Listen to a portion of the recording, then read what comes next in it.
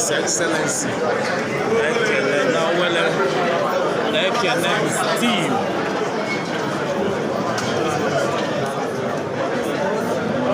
The man is a man of enchanting physiognomy. Okay, my father, the incoming governor of Anambra State. We have already signed it and he has already come.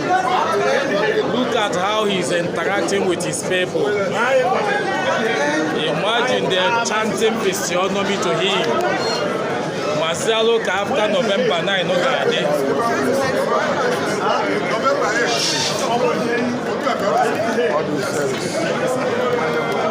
He's going around greeting all the stakeholders.